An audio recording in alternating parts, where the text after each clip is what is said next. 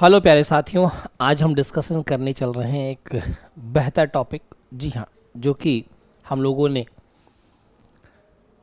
कुछ डिस्कस भी कर लिया था, जिसका नाम है फंडामेंटल राइट्स। अगर हम बात करें मौलिक अधिकारों की, तो आज हम मौलिक अधिकार में भाग 2 या ऐसे कह लो कि मौलिक अधिकारों के अंतर्गत, क्योंकि मौलिक अधिकार थोड़ा बड़ा टॉपिक है तो इसलिए हमने इसे 2 भागों में किया था। एक भाग हम कर चुके हैं और आज दूसरा भाग होगा। बेसिक बातें जो मौलिक अधिकार की थी, फंडामेंटल राइट्स की थी, वो सारी मैंने बता दी कि मौलिक अधिकार कैसे आए, मैग्ना कार्टा क्यों कहा गया। भाग 3 में या पार्ट 3 में संविधान के मौलिक अधिकार हैं, अनुच्छेद 12 से 35 में मौलिक अधिकार हैं। मौलिक अधिकारों का संरक्षक, गार्जियन या मेरे प्यारे साथियों मौलिक अधिकारों का गारंटर कौन है, इस पर भी हमने चर्चा की।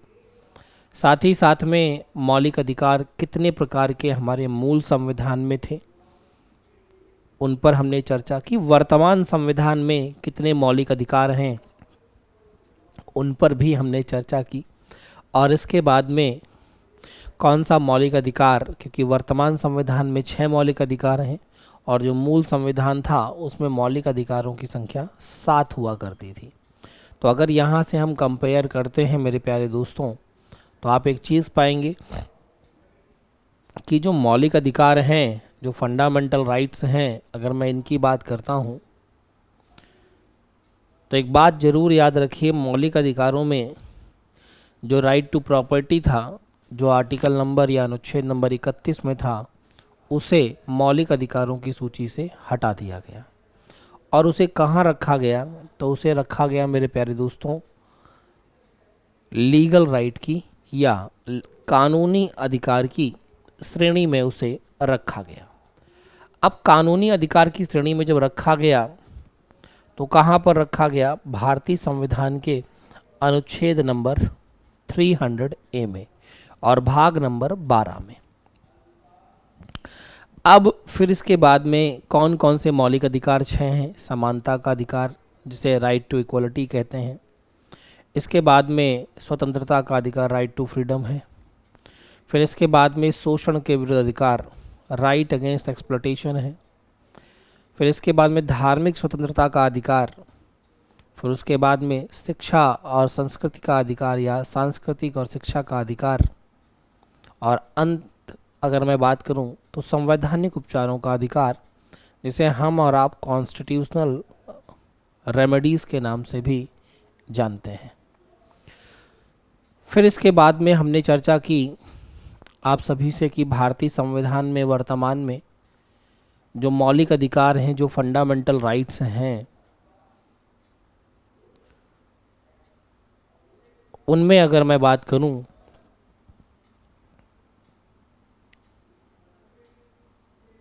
तो समानता के अधिकार के अंतर्गत हमने 5 अधिकारों को डिस्कस किया, जिसमें अनुच्छेद 14 इक्वलिटी या कह सकते हो इक्वलिटी बिफोर लॉ की बात करता है। समानता नहीं कहते, कानून के समान के समक्ष समता की बात करता है, कानून के समक्ष समानता की बात करता है। हमने अनुच्छेद 15 डिस्कस किया, जिसमें हमने धर्म, जाति, लिंग, जन्म के आधार पर जो डिस्क्रिमिनेशन है उसे कहीं ना कहीं प्रतिषेध है, मतलब प्रतिबंधित है। अनुच्छेद 16 में हमने पब्लिक एम्प्लॉयमेंट में सभी वर्गों की या सभी की भागीदारी समान होनी चाहिए, इस पर चर्चा की। अनुच्छेद 17 में हमने अस्पृश्यता पर चर्चा की, एबोलिशन ऑफ अनटचेबिलिटी पर चर्चा की, छुआछूत का अंत पर चर्चा की। और अनुच्छेद नंबर 18 में हमने चर्चा की कि जो उपाधियां हैं उनका भी अंत हो गया है, लेकिन सैन्य और शिक्षा को छोड़ करके। फिर हमने यही मौलिक अधिकारों में चर्चा की थी आप सभी प्यारे दोस्तों से वो चर्चा थी कि अगर इमरजेंसी जैसे कोई प्रावधान बनते हैं तो मौलिक अधिकारों के सस्पेंशन का क्या प्रावधान है, उन्हें क्या निलंबित किया जा सकता है, और अगर किया जा सकता है तो क्या वो माध्यम है, क्या वो रास्ते हैं, उस पर भी हमने चर्चा की। राष्ट्रीय आपातकाल लागू अगर होगा तो उस स्थिति में, उस परिस्थिति में क्या सिनेरियोज बनेंगे, उस पर भी हमने चर्चा की आपसे। 352 लागू होता है तो 358 अनुच्छेद कहता है कि अनुच्छेद 19 के अंतर्गत दिए गए 6 प्रकार के मौलिक अधिकार अपने आप स्वतः समाप्त हो जाते हैं। बाकी का अगर बात करूं मैं आर्टिकल नंबर 359 359 की, तो उसमें कहा गया है कि राष्ट्रपति के पास अधिकार है, वो मौलिक अधिकारों को सस्पेंड कर सकता है आपातकालीन परिस्थितियों में। लेकिन 2 मौलिक अधिकार ऐसे हैं जिन्हें राष्ट्रपति भी या किसी भी स्थिति या और किसी भी परिस्थिति में निलंबित नहीं किया जा सकता। अगर मैं उनकी चर्चा करूं तो एक मैंने आप सभी को बताया था, भारतीय संविधान का अनुच्छेद नंबर 20, जिसमें साफ साफ बात बोली गई है, अपराध के लिए दोष सिद्ध के संबंध में संरक्षण की बात की गई है, प्रोटेक्शन की बात की जा रही है इन रिस्पेक्ट ऑफ बेसिकली कहीं ना कहीं ऑफेंस प्रूफ होने के रिस्पेक्ट में। और दूसरा भारतीय संविधान का अनुच्छेद 21, जिसमें बेसिकली पर्सनल लिबर्टी की बात की गई है, लाइफ नहीं, protection of life and liberty, और you can say liberty and personal life की बात की गई है, जीवन जीने के अधिकार की बात की गई है, या आप कह सकते हो प्राण और दैहिक स्वतंत्रता संबंधी प्रावधानों की बात की गई है। इन पर हमने चर्चा की थी पिछले क्लास में। आज जो हम चर्चा करने वाले हैं आप सभी प्यारे दोस्तों के साथ में, वो भारतीय संविधान के अनुच्छेद किससे शुरू होने वाली है, तो याद रखिएगा इन पर चर्चा हो चुकी थी, अनुच्छेद नंबर 19 से शुरू होने वाली है। तो अगर मैं बात करूं अनुच्छेद नंबर 19 की, क्या कहता है अनुच्छेद नंबर 19 भारतीय संविधान का? कहता है वाक और अभिव्यक्ति की स्वतंत्रता की बात करता है, या आप ऐसे कह लीजिए protection of certain rights regarding the freedom of speech की बात करता है। और ये वही संविधान का अनुच्छेद है जिसके अंतर्गत 6 प्रकार की स्वतंत्रताएं दी गई हैं। कितने प्रकार की? 6 प्रकार की स्वतंत्रताएं दी गई हैं। सबसे पहली स्वतंत्रता तो आपके सामने ही हिंदी में लिखी हुई है, वाक और अभिव्यक्ति। आप बोलने की स्वतंत्र हैं, आप एक्सप्रेस करने के लिए अपने आप को स्वतंत्र हैं। दूसरी आती है शांतिपूर्वक सम्मेलन में भाग लेने की स्वतंत्रता, बिना हथियार के, बिना हिंसा किए, अहिंसात्मक तरीके से, साधारण तरीके से, शांतिपूर्व तरीके से पूर्वक आप किसी भी सम्मेलन में भाग लेने के अधिकारी हैं। ये भारतीय संविधान का अनुच्छेद 19 कहता है। तीसरी अगर मैं बात करूं तो आप संघ बनाने का अधिकार है आपको, आप यूनियन बना सकते हैं। आपने देखा होगा कई सारे संस्थान यूनियन बनाते हैं, संघ बनाते हैं, जिसमें आपने देखा होगा इसमें आप ऐसे भी कह सकते हैं राजनीतिक दल बनाने का अधिकार है। संघ बनाने का मतलब क्या है? कंपनी में आपके संघ बनते हैं, यूनियन बनती है। राजनीतिक दल बनाने का इसमें अधिकार है आपको, समितियां बनाने का अधिकार है आपको, कई सारे राइट्स आपको यहाँ पर प्रदान किए गए हैं। तो ये तीसरी बात हो गई कि संघ बना सकते हैं। चौथी बात ये है मेरे प्यारे दोस्तों, अबाध संचरण या अबाध रूप से या अबोध रूप से संचरण करने का या संचरण करने की स्वतंत्रता का अधिकार। इसमें 2 तरीके की स्वतंत्रताएं आती हैं। एक आती है आंतरिक, इंटरनल, और एक होती है एक्सटर्नल। एक है एक्सटर्नल और दूसरी है इंटरनल। ठीक है, अगर मैं इंटरनल की बात करूं, आंतरिक रूप से बात करता हूं, तो याद रखिएगा ये भारतीय संविधान के अनुच्छेद 19 में है। आप भारत के किसी भी आंतरिक हिस्से में घूम सकते हैं, भारत के, ठीक है, हिंदुस्तान के। 21 क्या कहता है कि आप विदेश जाने का या देश के बाहर घूमने का अधिकार रखते हैं। ये एक्सटर्नल है, ये 21 है। विदेश जाने का अधिकार या किसी दूसरे देश में घूमने का अधिकार, ये इंटरनल जो है ये 19 में है। अब अगर आप दूसरे देश घूमने गए हैं तो वहाँ से वापस आने का भी अधिकार आपको है। ये दोनों ही अधिकार आपको 19 नंबर अनुच्छेद में दिए गए हैं। ठीक है, तो ये चौथा अधिकार हुआ आपका, जो कि अनुच्छेद 19 में बताया गया है। पांचवा अधिकार है निवास का अधिकार। आप भारत के किसी भी क्षेत्र में निवास कर सकते हैं। ये बहुत बड़ी चीज़ है। पहले ये जम्मू कश्मीर में लागू नहीं था क्योंकि वहाँ पर विशेष प्रावधान था 370 और 35A के अंतर्गत कि आप वहाँ निवास नहीं कर सकते थे परमानेंटली, लेकिन अब आप निवास वहाँ पर कर सकते हैं। भारत के किसी भी क्षेत्र में आपको निवास करने का अधिकार प्रदान किया गया है। ये बहुत ही बेहतर चीज़ है। अब एक और चीज़ आती है, जो अंतिम अधिकार आपको बताया गया है मेरे प्यारे दोस्त, अनुच्छेद नंबर 19 के अंतर्गत जो छठा अधिकार है वो है व्यवसाय आदि की स्वतंत्रता का अधिकार। आप भारत के किसी भी हिस्से में अपनी जीविका को चलाने के लिए व्यापार कर सकते हैं, लेकिन याद रखें महिलाओं या बच्चों का दुरुपयोग या खतरनाक औषधि या किसी ऐसी चीज़ का व्यापार ना करें जो कि देश विरोधी हो। इस बात को आपको याद रखना है। तो ये वो 6 मौलिक अधिकार थे जो अनुच्छेद नंबर 19 में बताए गए हैं। हालांकि अनुच्छेद नंबर 19A की अगर मैं बात करूं, इसमें प्रेस की स्वतंत्रता बताई गई है। किसकी स्वतंत्रता है? फ्रीडम बताई गई है प्रेस की। तो आप कहोगे फ्रीडम ऑफ प्रेस जो है, प्रेस की स्वतंत्रता जो है, उसे भारतीय संविधान के अनुच्छेद 19 में या 19 के ए में बताया गया है। अब बात आती है अनुच्छेद 20 क्या कहता है। सबसे पहले अपराधों के लिए दोष सिद्ध के संदर्भ में संरक्षण। जी हाँ, protection in respect of conviction for offences. अगर मैं इसकी बात करता हूँ मेरे प्यारे दोस्त, तो ये सबसे पहले तो वही अधिकार है, कौन सा अधिकार है सर ये बताइए?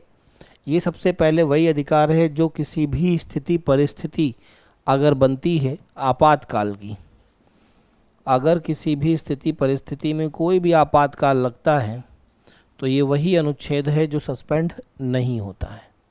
मतलब कहने का भारतीय संविधान का अनुच्छेद जो 20 है वो किसी भी स्थिति परिस्थिति में सस्पेंड नहीं किया जा सकता।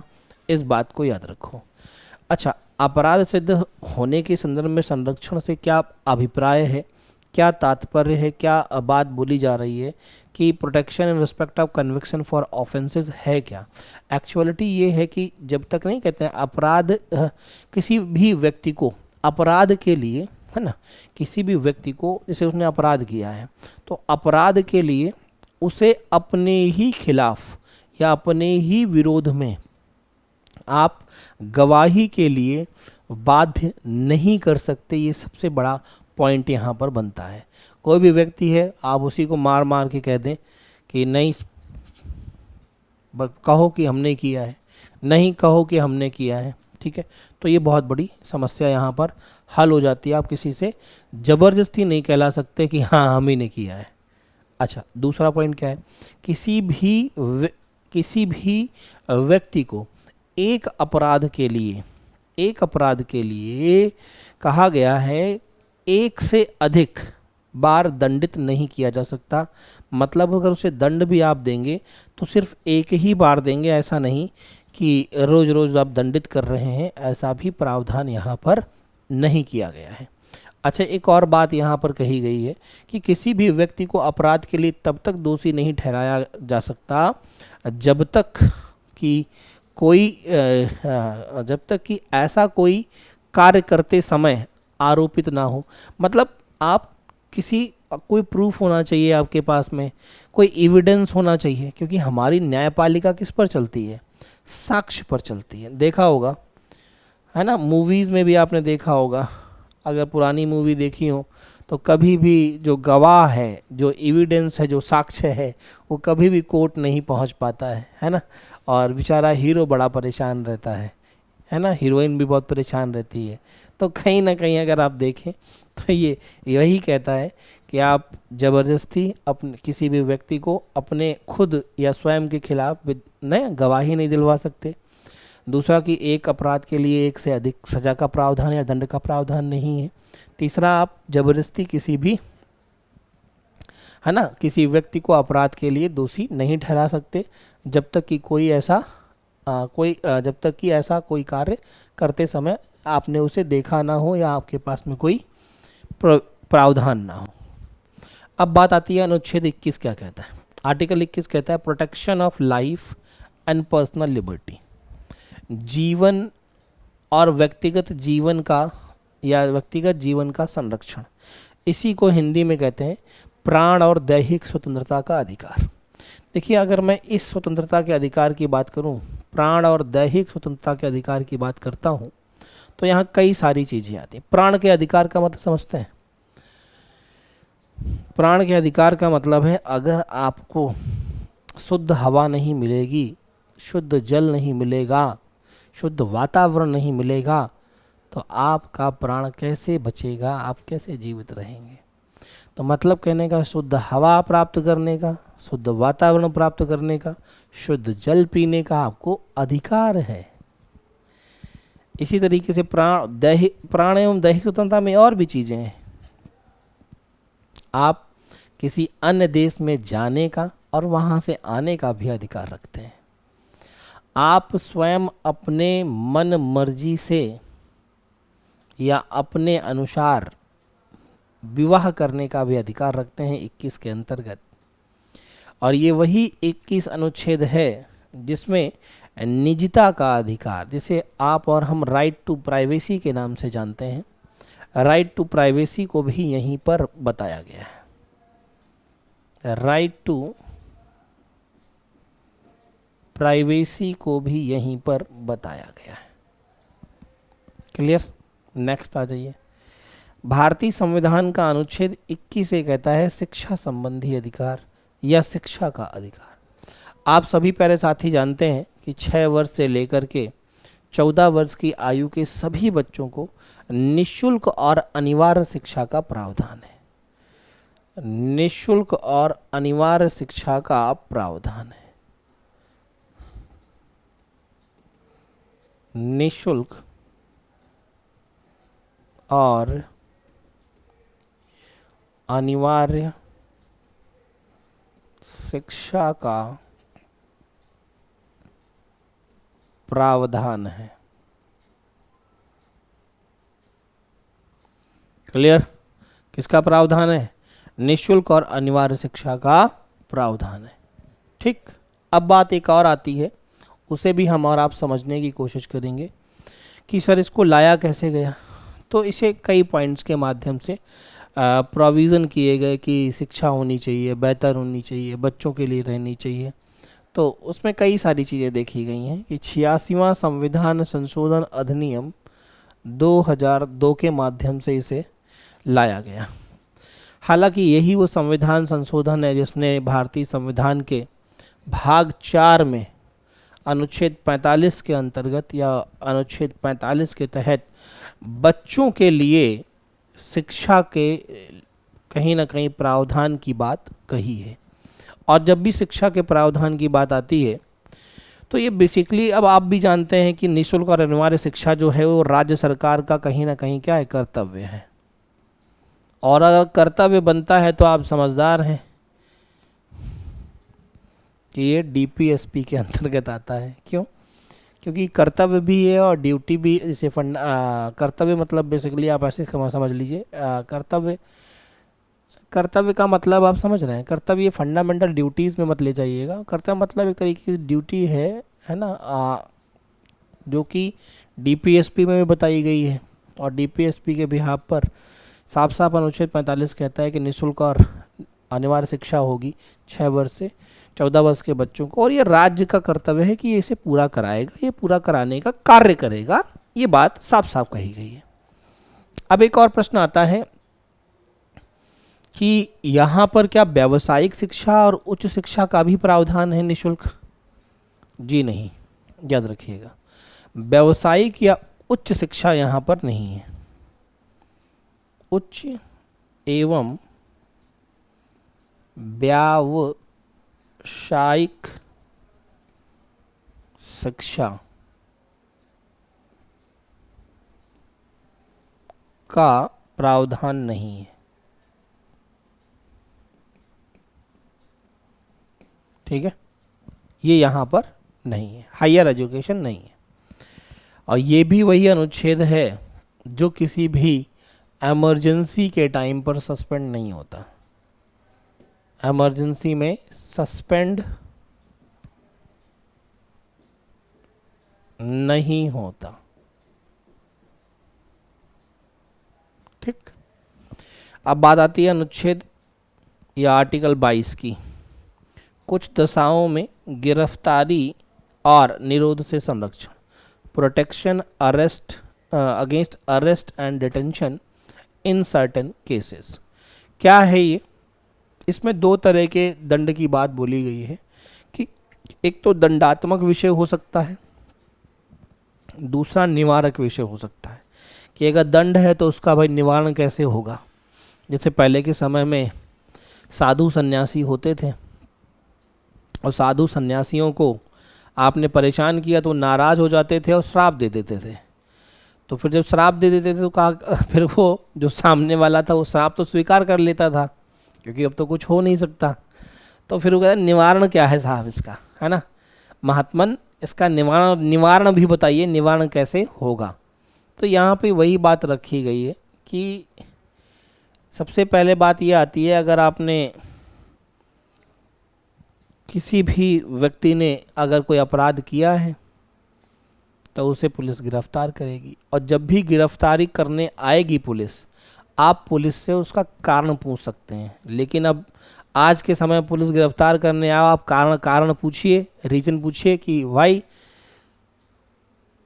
आप मुझे क्यों गिरफ्तार करने आए हैं, तो वो पहले तो आपको 4 सुना देगा उल्टी सीधी, है ना, और 2-4 डंडे लाठी मार देगा, आप खुद ही उठक करके बैठ जाएंगे कार में, है ना, जीप जो आती है।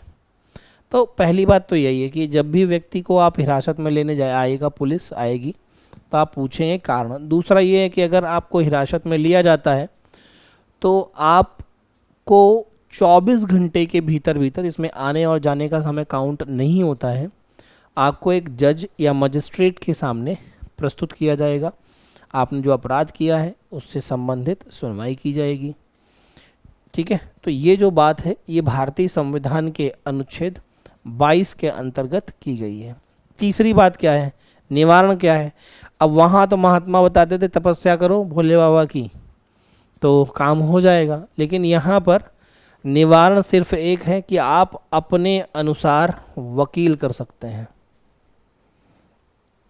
जो आपका एडवोकेट है, वकील है, वकालत करता है, वो आप अपने अनुसार कर सकते हैं। तो आपने देखा होगा आजकल तो बड़े बड़े वकील, है ना, कोर्ट क्या थाने के बाहर ही खड़े कहते हैं हो गई जमानत, चलते हैं सर, मुलाकात करेंगे। अच्छा, वो सब मिली भगत भी कई बार देखा जाता है कि बड़े बड़े लोगों को ऐसा देखा होगा आपने, है ना। राहुल गांधी जी को कभी कोर्ट जाते देखा है, या कोर्ट जाते भी हैं तो थाने जाते देखा कभी, पुलिस पकड़ ले गई हो? नहीं ना। कोर्ट बुलाता है तो ठीक है इस बार नहीं अगले बार आएंगे, क्यों? वकील, पैसा। अब बात यहाँ कोई एक नेता की नहीं है, सैकड़ों नेता हैं, क्योंकि हमारे देश में आज तक बहुत सारे ऐसे घोटाले हैं जो किए गए हैं और उन सभी नेताओं को सुविधा अनुसार चीज़ें मिलती हैं। तो ये सारी चीज़ें हैं कहीं ना कहीं, है ना। चलो नेक्स्ट आ जाओ। आर्टिकल नंबर 23 की अगर मैं बात करूं तो यहाँ पर मानव के साथ दुर्व्यापार और बलात्श्रम का प्रतिषेध है। Prohibition of trafficking in human being and forced labour. इसका मतलब आप समझते हैं, इसका मतलब है बंधुआ मजदूर। बलात् श्रम का मतलब होता है बंधुआ मजदूर, बेगार, फोर्स्ड लेबर, जबरदस्ती काम कराना। नहीं काम करोगे डंडा लेके मारा जाएगा, पैसा मांगोगे लाठी मिलेगी। तो मिलता सर क्या है इसमें, ना लाठी मिल रही है और डंडा मिल रहा है सर, पैसा तो मिल नहीं रहा है। तो ऐसी स्थिति, ऐसी परिस्थिति में कहा गया है कि ये कराना अपराध है। तो बंधुआ मजदूरी खत्म। अच्छा, दुर्व्यापार, मानव, मानव मतलब महिला और पुरुष, बच्चे। अब ऐसा नहीं कि तुम महिला और बच्चों को बेच दे रहे हो, कई बार सुना होगा, या उनके अंगों की तस्करी कर रहे हो, उनके अंगों को बेच दे रहे हो। महिला, पुरुष और बच्चे की खरीद और बिक्री पर पूर्ण रूप से प्रतिबंध है। कई बार आपने देखा होगा, लोग नेपाल जाते हैं या लोग अपने ही देश में, कई बार पेपर आप पढ़िए, आपको रोज एक दो न्यूज़ ऐसी मिलेगी कि झारखंड में या छत्तीसगढ़ में या अन्य राज्यों में भी है, ऐसा नहीं है कि अपने यूपी बिहार में नहीं है, जो बहुत ग्रामीण क्षेत्र हैं वहाँ से कुछ एक आधा दिल्ली विल्ली पहुँच गया, उसने अपनी सांठगांठ कर ली और वहाँ से लड़कियों को कहा कि चलो तुमको वहाँ नौकरी दिलवा देंगे दिल्ली में। दिल्ली लाया और किसी के घर में बेच दिया। और घर में बेचा तो अब क्या है, और जिसने खरीदा 10 20 50 हज़ार 40 हज़ार का 50 हज़ार लाख रुपए का, वो उससे जीवन भर गुलाम बना के रखेगा, दास बना के रखेगा। मैंने तुम्हें खरीदा है, बाय किया है, तो ये खरीद फरोख्त हो गई। अब गुलाम बना के रखा मतलब गुलामी, दासता करवा रहा है, और जबकि दास प्रथा तो है ही नहीं है भारत में, प्रतिबंधित है। या कई बार देखा होगा जो लड़कियां हैं उनको कई बार वेश्यावृत्ति में भी धकेल दिया जाता है। तो ये सारे बहुत बड़े अपराध हैं, इस बात को याद रखिएगा। तो ये क्या है, तो यहाँ पर मानव व्यापार या मानव दुर्व्यापार प्रतिबंधित है, दंडनीय अपराध है। और जबरदस्ती या बेगार या बिना पैसे दिए कार्य कराना या बलाश्रम कराना, फोर्स्ड लेबरिंग कराना भी गलत है, दंडनीय अपराध है, इस बात को याद रखें। अनुच्छेद 24 कहता है कारखानों आदि में बच्चों के नियोजन पर प्रतिषेध।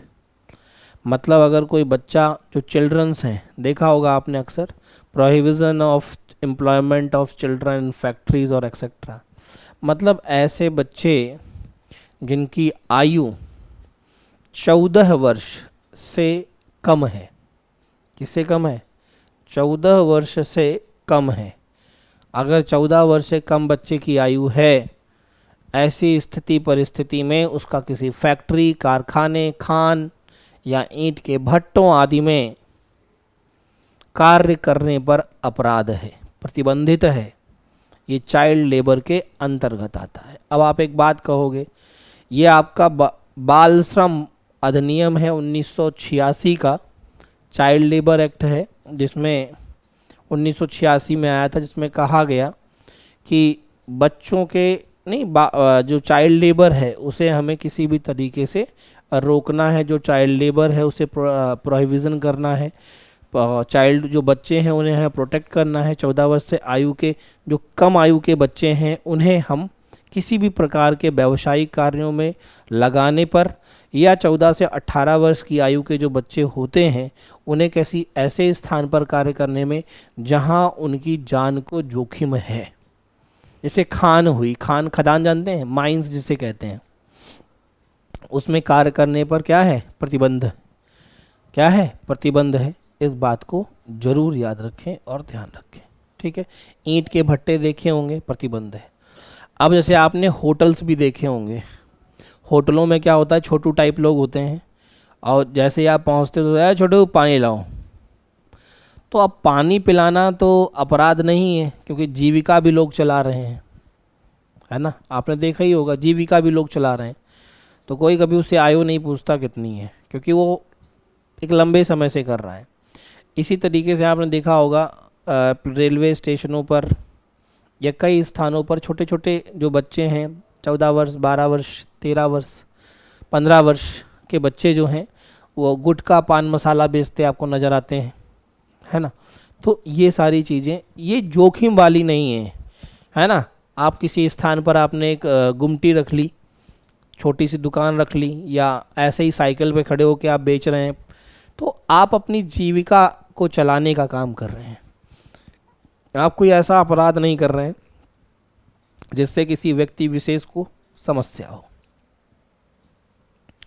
यह है धार्मिक स्वतंत्रता का अधिकार। यहाँ से अगर मैं बात करूं, कहा जा रहा है अंतःकरण और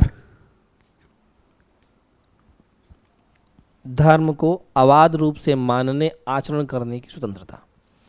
अनुच्छेद 25 कहता है आप जिस धर्म में हैं उस धर्म के अनुसार आचरण करिए। अगर आप हिंदू हैं तो हिंदू धर्म के अनुसार आचरण करिए, अगर आप मुस्लिम हैं तो आप इस्लाम धर्म के अनुसार आचरण करिए, आप सिख हैं तो आप सिख धर्म के अनुसार आचरण कीजिए, अगर आप ईसाई हैं तो ईसाई धर्म के अनुसार आचरण कीजिए। हर एक अलग अलग रिलीजन में अलग अलग पूजा करने के तरीके हैं। धर्म को मानने का अधिकार है आपको, आप किसी भी धर्म को मान सकते हैं, ये आपके ऊपर निर्भर करता है। बोलो, आप अपने धर्म का प्रचार करने का अधिकार है। प्रचार करने से अधिकार ये है, मतलब ज़बरदस्ती नहीं कर सकते कि नहीं नहीं आप तुम ये धर्म मान लो। प्रचार से मतलब क्या है, जैसे आपने अक्सर देखा होगा, एक तरीके से ये प्रचार का एक रिप्रेजेंटेशन है। जैसे आपने देखा होगा, मैं बात करूं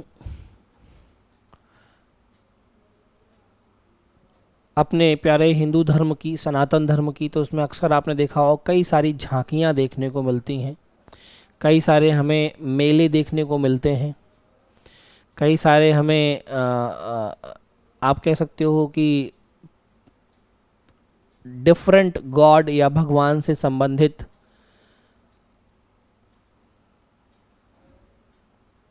सवारियां देखने को मिलती हैं। जैसे आप दशहरा देख लीजिए, उसमें खूब रावण और राम की लड़ाई होती है। उससे पहले दुर्गा पूजा देखिए आप, खूब पूरे हिंदुस्तान में मनाया जाता है। Basically West Bengal is very famous for Durga Puja also. इसी तरीके से आप सिखिज़म में देखिए, सिख धर्म में वो गुरु कीर्तन संकीर्तन होते हैं, तो उसमें पूरी एक सुबह के समय एक पूरी झांकी निकलती है।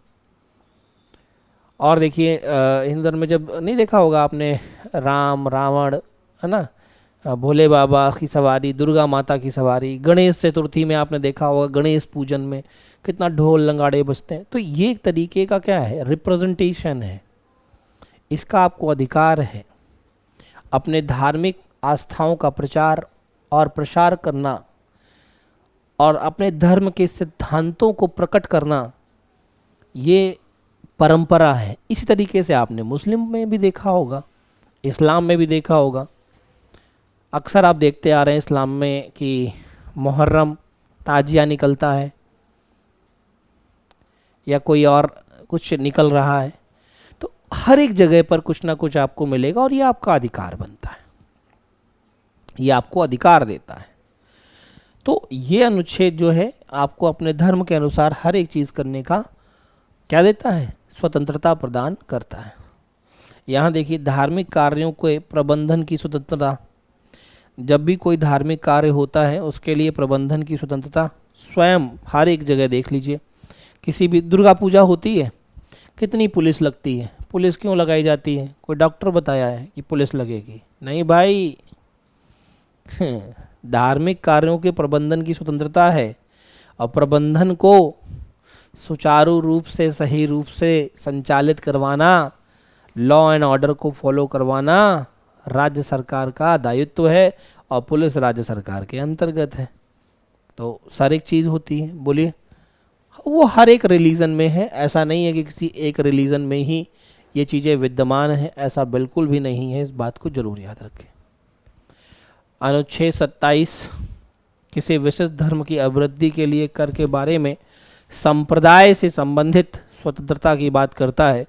साफ साफ 27 नंबर कहता है अनुच्छेद, यह व्यवस्था राज्य को किसी धर्म का दूसरे के मुकाबले पक्ष लेने से रोकता है। ऐसा नहीं जैसे कोई भी राज्य है वो किसी एक धर्म का पक्ष ले, ये गलत है। आपने अक्सर देखा होगा, मैं आपको बता देता हूँ, आपने पश्चिम बंगाल अक्सर देखा होगा, यहाँ पर बड़ी समस्याएं रहती हैं। आपने क्यों समस्याएं रहती हैं? क्योंकि यहाँ की जो मुख्यमंत्री हैं वो मुस्लिम कम्युनिटीज़ को या मुस्लिम कम्युनिटी को ज़्यादा सपोर्ट करती हैं, जबकि ऐसी चीज़ें होनी नहीं चाहिए और हिंदू को बहुत कम करती हैं। ये समस्या है। दूसरी, आपने एक और चीज़ देखी होगी, आप जहाँ उत्तर प्रदेश आएंगे आपको ठीक उल्टा मिलता है। हालांकि ये चीज़ मानने को है, सिर्फ वास्तविकता बहुत ज़्यादा इसमें देखने को आपको नहीं मिलेगी। अब ये कहीं ना कहीं ये लोग किस लिए हैं, ये अपनी पॉलिटिकल स्थिति को बेहतर करने के लिए करते हैं। इनको अपनी पॉलिटिक्स से मतलब है, इनको ये बात से मतलब नहीं है कि कहाँ पर क्या स्थिति बनेगी। और चूंकि उत्तर प्रदेश में एक सबसे बड़ी समस्या ये है कि यहाँ पर जो मुख्यमंत्री हैं वो एक सन्यासी व्यक्ति है और वो सनातन से जुड़ा हुआ व्यक्ति है, तो वो फिर, हालांकि वो हमेशा एक बात कहते आए हैं कि उत्तर प्रदेश की जनता के लिए, चाहे वो किसी भी धर्म का हो, किसी भी जाति का हो, हम उसके लिए प्रतिबद्ध हैं, उसके विकास के लिए प्रतिबद्ध हैं, उसके लिए वो निरंतर प्रयास करते आ रहे हैं। ये बात बिल्कुल सत्य है। लेकिन आपको यहाँ देखने को नहीं मिलेगा, यहाँ पे आपको मारा काटी बहुत देखने को मिलेगी। ये फैक्चुअल है, देखिए ये प्रेजेंट है, ये पॉलिटिक्स है, और जो आप पढ़ रहे हैं वो पॉलिटी है। न्यूज़पेपर पढ़िए, everything is on your paper. You can से ऑल्सो मणिपुर, मणिपुर में भी तो हिंसा चल रही है, देखो ना लेटेस्ट, कितने लंबे समय से। नॉर्थ ईस्टर्न रीजन में अगर मैं बात करूं, जनजाति के अलावा या तो ईसाई है या तो मुस्लिम है। Hindu community is not existed here, not existed there. तो यहाँ पर तो एग्जिस्ट ही नहीं कर रही है। तो समस्याएं हैं, ये पॉलिटिक्स है, ध्यान रखिएगा। तो उससे हमें आपको मतलब नहीं है। हमें धर्म क्या कहता है, हमें संविधान क्या कहता है, उसे समझना है। 28 नंबर कहता है कुछ शिक्षा संस्थाओं में धार्मिक शिक्षा या धार्मिक उपासना में उपस्थित होने के बारे में स्वतंत्रता। आपने देखा होगा कोई भी संस्था या विद्यालय किसी भी पर्टिकुलर रिलीजन को, किसी भी पर्टिकुलर धार्मिक या रिलीजियस एजुकेशन को मैंडेटरी नहीं करता, और ना ही ये कहता है कि आप उपस्थित रहें। नहीं, आज भागवत है, आज कथा है, आपको आना है, कहता है क्या? आपसे कभी कहा गया हो किसी विद्यालय में? आप लोग भी पढ़े होंगे, बोलो। अब कई बच्चों का यहाँ एक बार प्रश्न रहता है, सर मदरसे में तो हम नहीं जाते पढ़ने। मदरसा is basically primary education school for Islamic students, where he or she get the knowledge regarding the some Urdu, some basically Urdu facts के ऊपर बात की जाती है। लेकिन अब अलग अलग जगह देखेंगे तो वो अलग अलग चीज़ें आपको देखने को मिलेंगी। वो उर्दू के बारे में थोड़ा ज्ञान देते हैं, एंड ऑल्सो द फैक्ट कि वो रिलीजियस चीज़ें हैं। ठीक है, इस बात को ज़रूर याद रखें। नेक्स्ट आ जाओ। तो वहाँ सिर्फ मुस्लिम व्यक्ति ही पढ़ सकता है। और देखा होगा आपने, जो आज के समय में, मैं आपको सच बता दूं, जो एक एजुकेटेड मुस्लिम या व्यक्ति है, दे डोंट नो अबाउट कि मुझे उसे मदरसा भेजना है, ही और सी, नहीं, मुझे इसे कॉन्वेंट स्कूल में भेजना है, ठीक है, जो एजुकेटेड है। अब जो नहीं है तो फिर बात ही ख़त्म हो गई।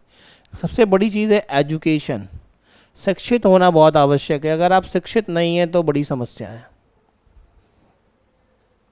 आर्टिकल नंबर 29 और 30 ये आपके सांस्कृतिक शिक्षा से संबंधित है, संस्कृति और शिक्षा के बारे में बात करता है। बेसिकली अगर मैं बात करूं संस्कृति और शिक्षा से संबंधित अधिकार पे, तो अनुच्छेद 29 कहता है अल्पसंख्यकों के हितों का संरक्षण, protection of interest of minorities. तो you how to protect the interest of minorities, कैसे आप प्रोटेक्ट करेंगे इंटरेस्ट ऑफ माइनॉरिटीज़ को, किस बिहाफ पर आप प्रोटेक्ट करेंगे। तो सबसे पहली चीज़ आती है, आप धार्मिक अल्पसंख्यकों एवं भाषाई अल्पसंख्यकों को सुरक्षा प्रदान करते हैं।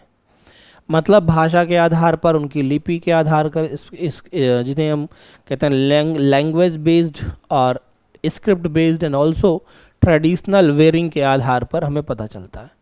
तो इनकी भाषा को, इनकी स्क्रिप्ट को हम क्या करते हैं, प्रोटेक्ट करने का काम करते हैं। इस बात को याद रखिएगा। अनुच्छेद 30 जो है ना मेरे प्यारे दोस्त, ये साफ साफ कहता है शिक्षा संस्थाओं की स्थापना और प्रशासन करने का अल्पसंख्यक वर्गों का अधिकार।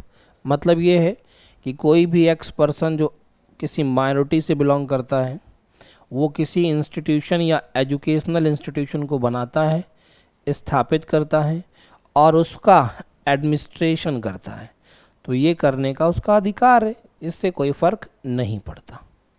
ये उसे अधिकार कॉन्स्टिट्यूशन से मिला है, इस बात को याद रखें। किससे मिला है? कॉन्स्टिट्यूशन से मिला है। अब बात आती है मेरे प्यारे दोस्तों, आप देख पा रहे होंगे article number 32 of Indian constitution. कहोगे 31 कहाँ गया? पहले ही हमने आपको बताया था, क्या बताया था, कि भारतीय संविधान का article number 31, article number 31 right to property, right to property, संपत्ति का अधिकार। आर्टिकल नंबर 32 क्या कहता है?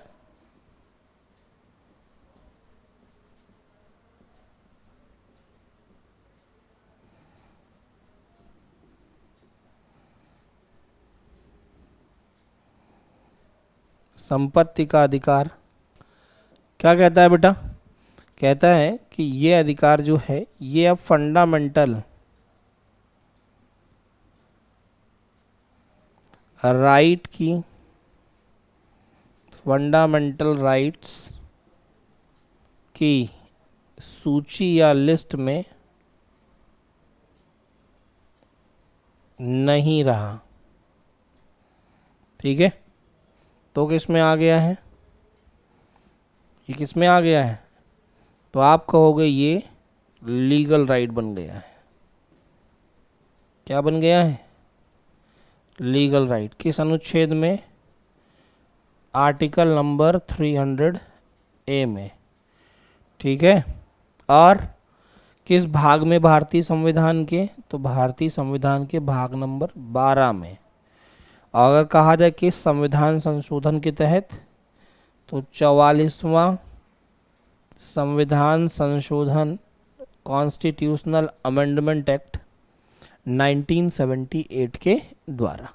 क्लियर? अब हम बात करने वाले हैं आप सभी प्यारे बच्चों से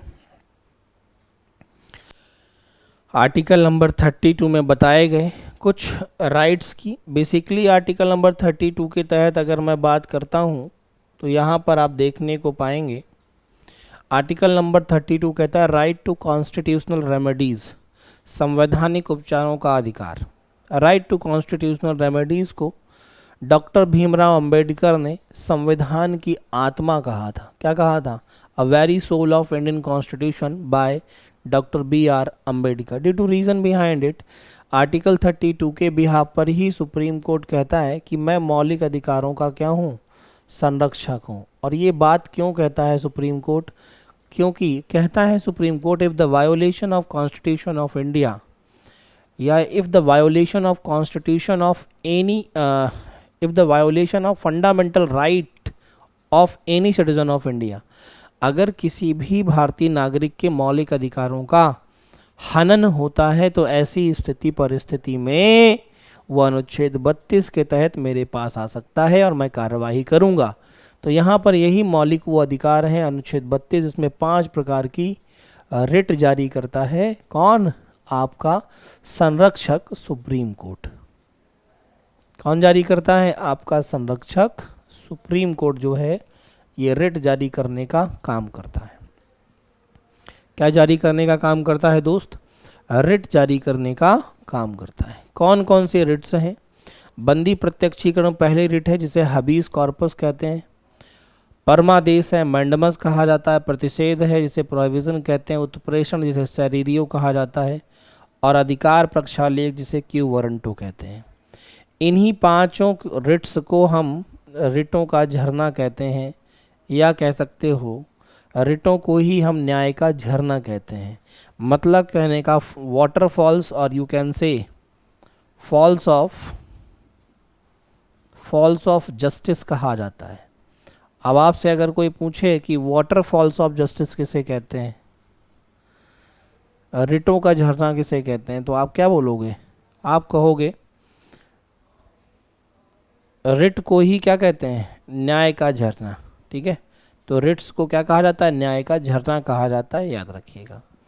अब बंदी प्रत्यक्षीकरण में क्या होता है? हबीस कॉर्पस में। परमादेश मैंडमस में क्या है? प्रतिषेध में क्या है ना?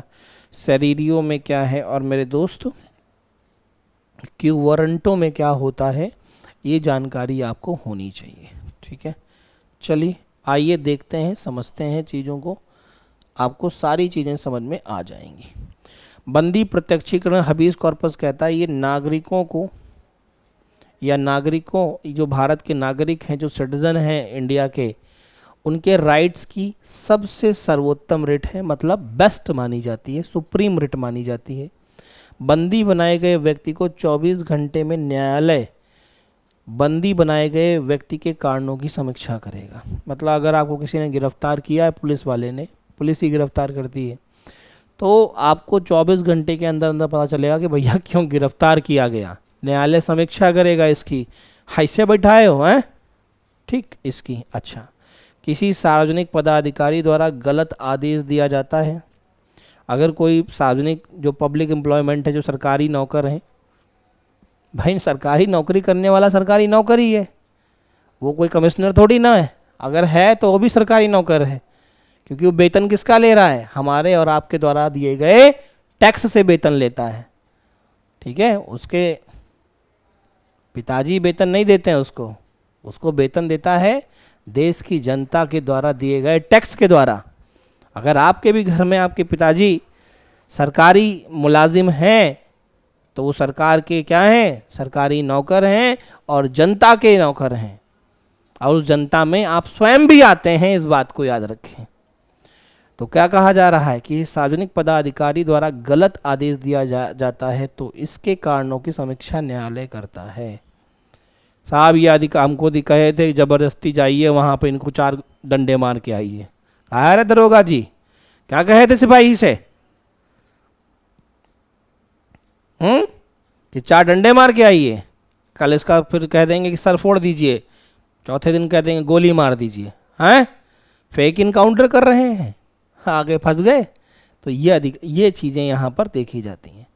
प्रतिषेध का मतलब होता है मना करना। सर्वोच्च न्यायालय अपने अधीनस्थ न्यायालयों को सीमा से बाहर जाकर के कार्य करने से मना करता है।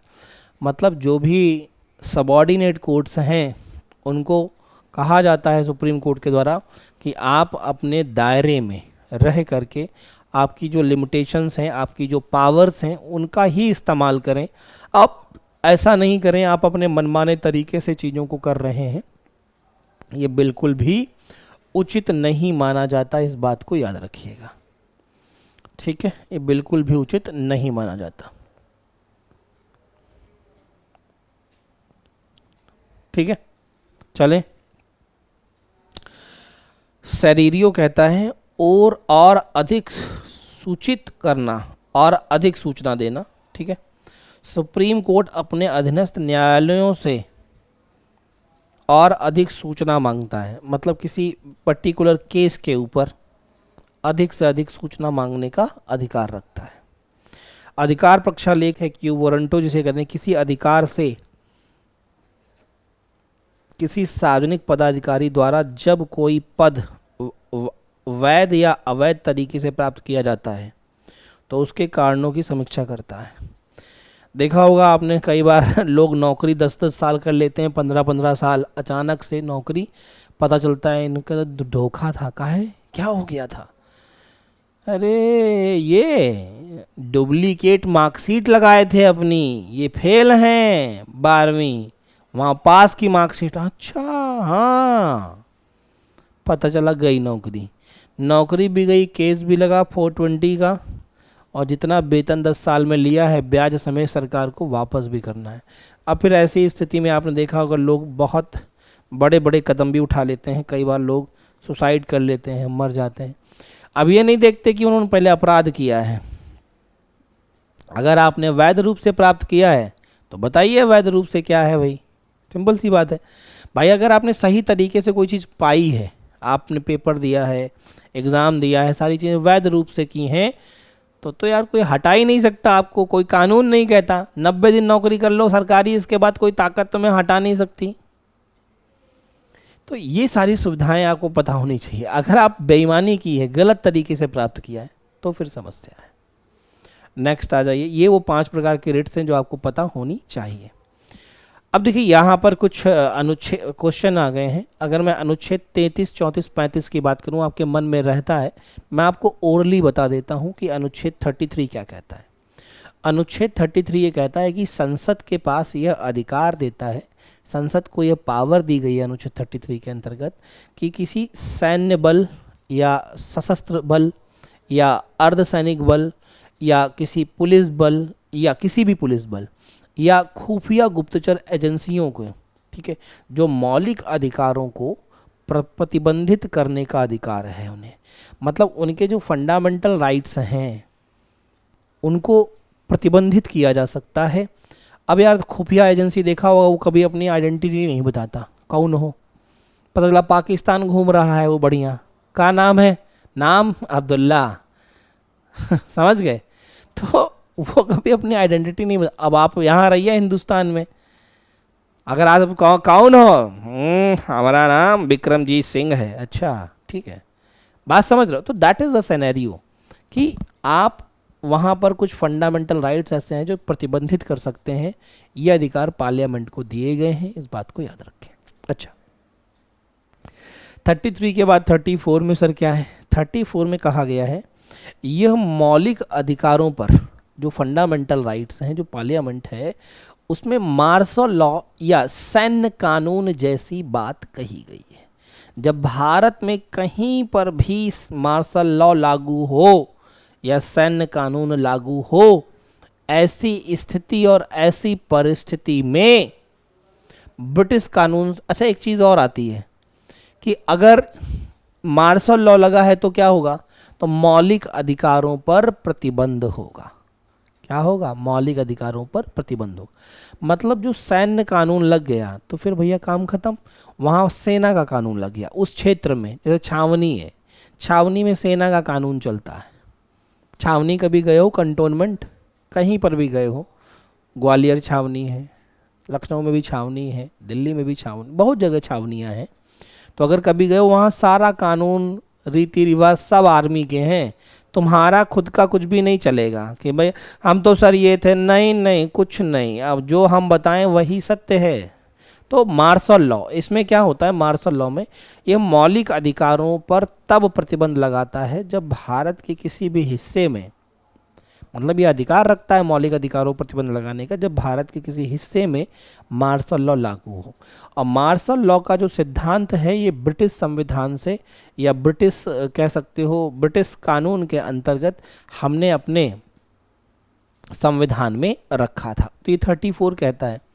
35 में साफ साफ एक बात बोली गई है मेरे प्यारे साथी कि यह अनुच्छेद केवल संसद को कुछ विशेष मौलिक अधिकारों को प्रभावी बनाने में, प्रभावी बनाने का मतलब है एक तरीके से लागू करने में, या कह सकते हो कि कोई ऐसा मौलिक अधिकार है जिसे प्रभावी बनाने के लिए कानून बनाने की शक्ति प्रदान करता है, या कुछ ऐसी पावर्स देता है, अनुच्छेद 35 ऐसी पावर देता है कि मौलिक अधिकारों के संबंध में कोई कानून बनाया जा सके, इस बात की वो सिफारिश करता है। ठीक है, तो बेसिकली आपको जो अनुच्छेद याद रखने हैं वो 12 से भी 35 नहीं रखने हैं, 14 से 32 याद रखिए, आपका काम सेट हो जाएगा। आपके एग्ज़ाम में यहीं से प्रश्न बनेंगे, इस बात को याद रखें। ठीक, 33, 34, 35 से आज तक मैं आपको बता दूं पिछले 12 सालों में मैंने कहीं भी प्रश्न नहीं देखा है, इस बात को याद रखें। वनडे एग्जामिनेशन में कहीं पर भी प्रश्न नहीं है। बहुत ज़्यादा तुम्हें खुशी हो कि नहीं नहीं हमें जानना ही है, जानने के पॉइंट ऑफ व्यू से हमने बता दिया कि 33 जो है वो सशस्त्र बल, अर्धसैनिक बल, पुलिस बल, गुप्तचर जो एजेंसी हैं उनके मौलिक अधिकारों पर प्रतिबंध लगाने का अधिकार रखता है। ये अधिकार भारतीय संसद को दिया गया है। 34 में मार्शल लॉ है जो हमने ब्रिटिश कानून के अंतर्गत या ब्रिटिश संविधान के अंतर्गत रखा है। और 35 में अधिकार दिए गए हैं संसद को, क्या अधिकार दिए गए हैं कि मौलिक अधिकारों से संबंधित किसी विशेष कानून को प्रभावी करने का उसके पास में राइट्स है। क्लियर। अब ये सवाल करके आप लोग दिखाएंगे भारतीय संविधान का कौन सा अनुच्छेद व्यक्ति के विदेश यात्रा के अधिकार को संरक्षण प्रदान करता है। लो, ये सवाल मैंने आपको बताया था, अनुच्छेद 14। क्यों? क्योंकि राइट टू इक्वलिटी के अंतर्गत आता है। ये क्या है? राइट टू इक्वलिटी के अंतर्गत क्या है? इक्वलिटी बिफोर लॉ की बात करता है, कानून के समक्ष या समता की बात करता है, तो ये तो है नहीं। अच्छा, जब ये नहीं है तो इकट्ठा कर दो। अनुच्छेद 19 ये right to freedom of speech और एक्सप्रेशन की बात करता है, 6 प्रकार की, तो ये भी नहीं है। तो बचा लौता कौन सा? 21 नंबर। 21 नंबर में एक्सटर्नल, हमने कहा था आंतरिक जो है वो 19 में है, और बाहर जाने और आने का अधिकार 21 में दिया गया है। तो भारतीय संविधान का 21 है जिसमें ये बात कही गई, और 21 में ही बताया गया आप विवाह कर सकते हैं, आप स्वतंत्र हैं, किसी से भी कर सकते हैं, वो आपसे कर सकती है, ठीक है, या वो कर सकता है, यह आपके ऊपर है। इसी में आपको जीवन जीने का अधिकार बताया गया था, शुद्ध हवा, शुद्ध जल, शुद्ध वातावरण आपको प्राप्त हो, ये भी इसी में बताया गया है। आपकी अपनी प्राइवेसी है तो निजता का अधिकार भी इसी में है, राइट टू प्राइवेसी को भी इसमें रखा गया है। ये क्वेश्चन आपका होमवर्क रहेगा, ये क्वेश्चन आपका होमवर्क रहेगा, ठीक है, जिसमें बताया गया क्या है, मौलिक अधिकारों के अंतर्गत कौन सा अनुच्छेद बच्चों के शोषण से संबंधित है। एक्सप्लॉयटेशन से कौन सा संबंधित है? बच्चों के 17, 19, 23, 24। उम्मीद है, आशा है आंसर दे लेंगे सभी लोग। बच्चों की बातें कहाँ की थी मैंने, आपको भी पता है, तो इसलिए इसका आंसर मुझे देने की कोशिश कीजिएगा। और अगले सेशन में हम लोग डिस्कशन करेंगे एक बेहतर और अच्छे टॉपिक का। तो आज की सेवाएं यहीं तक रखते हैं। सेशन कैसा लगा, समझ में आया? ज़रूर सारी बातें बताने की कोशिश कीजिएगा, ठीक है। चलिए मुलाकात करते हैं। सभी को नमस्कार, राम राम, राधे राधे, सत श्री अकाल, आदाब, जय हिंद। जो जैसा है सभी प्यारे दोस्तों को नमस्कार। Thank you everyone.